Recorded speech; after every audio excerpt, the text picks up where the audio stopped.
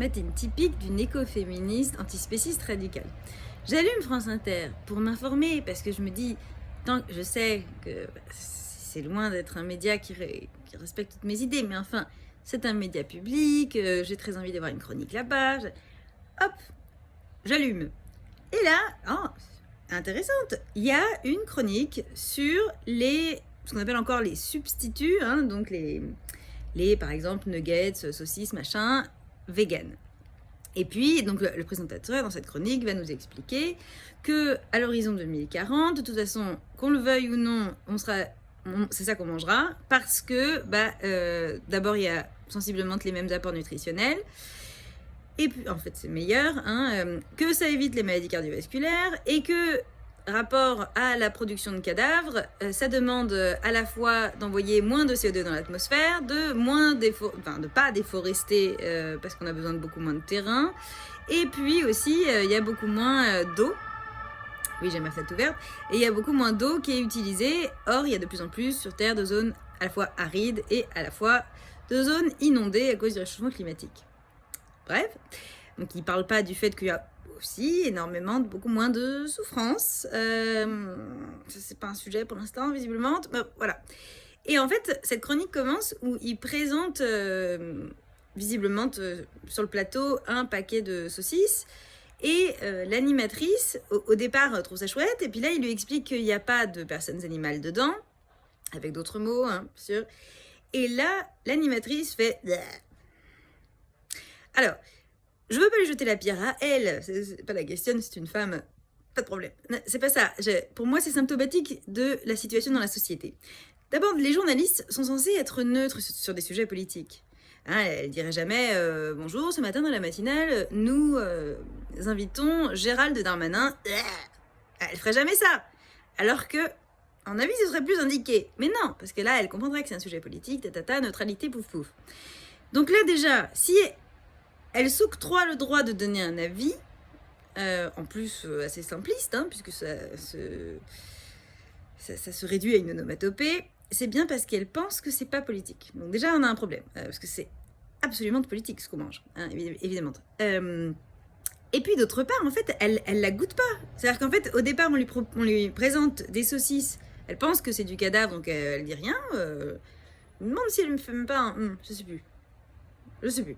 Et puis là, on lui dit, il n'y a pas de cadavre. Et c'est quand même étonnant de cette société. Encore une fois, pour moi, c'est symptomatique de ce qui se passe dans la tête des gens.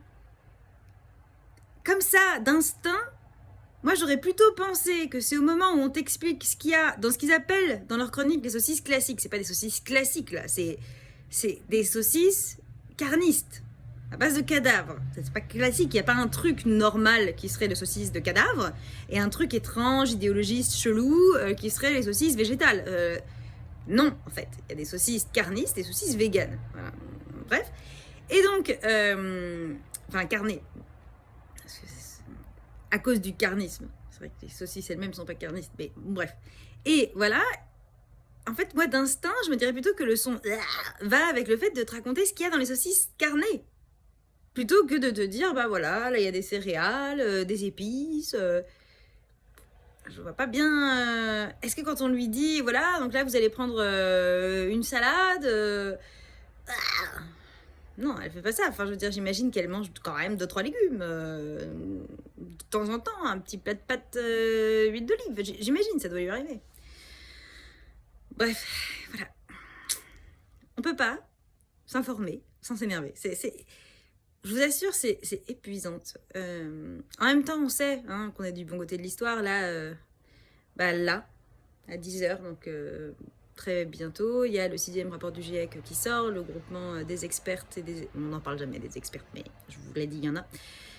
À mon avis, pas beaucoup, mais il doit y en avoir. Expertes et experts internationaux pour le climat. C'est le 6e rapport. Je pense que ça va être comme d'habitude, et même peut-être pire que d'habitude, la catastrophe. Mais dans tout ça, des saucisses qui sont à la fois meilleures pour les personnes animales, d'abord notre propre santé, le climat, et donc la survie planétaire, si on s'occupe que des humaines et des humains, écoutez, c'est mieux pour les pays du Sud, qui ces pays-là n'ont pas pollué C'est pas les pays du Sud, c'est pas les pays hyper pauvres qui ont traqué le climat, hein, c'est les nôtres de pays. Sauf que c'est ces gens-là qui trinquent, c'est ces gens-là qui se tapent la sécheresse et qui n'ont pas les moyens de s'adapter. Enfin, je veux dire. Donc, en fait, c'est même colonial, en fait, comme réaction, de pas s'y intéresser, en vrai. Enfin, je veux dire.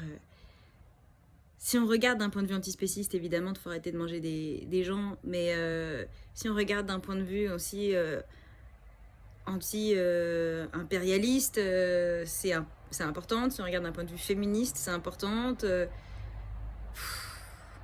suis fatiguée. Bonne matinée.